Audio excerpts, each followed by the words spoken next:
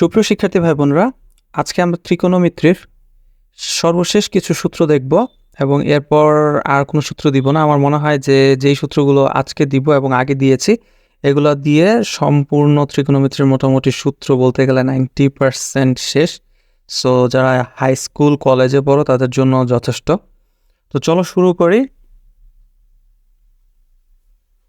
প্রথমেই আসি, আজকে বেশ কিছু সূত্র লিখব। শুরু করা যাক। প্রথমে দেই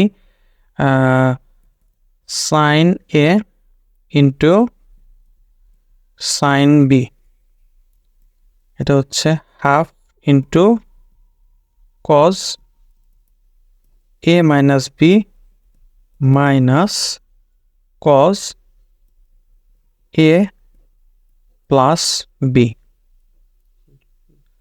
এরপর হচ্ছে cos A into cos B half into cos A minus B plus cos A plus B। এরপর আসি sin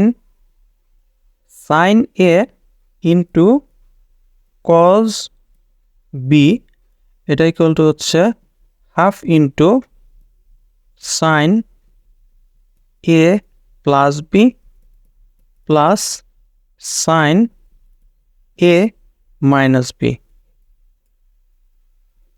এরপর হচ্ছে cos A into sin B, এটার সূত্র হচ্ছে half into sin A plus B minus sin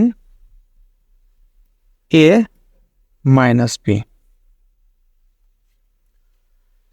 এবার আর শেষ কিছু সূত্র দেখি। sin A plus sin B is equal to 2 into sin A plus B divided by 2 into cos A minus B divided by 2।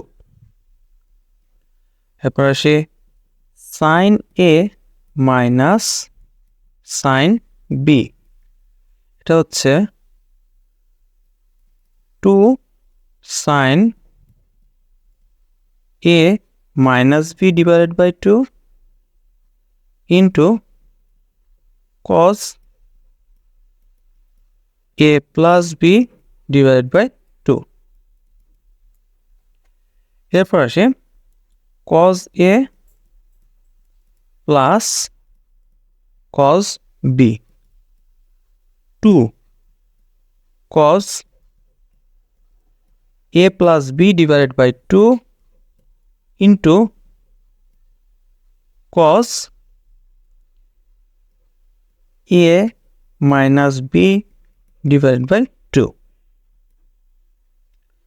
এরপর cos A minus cos B is equal to minus 2 sin A plus B divided by 2 into sin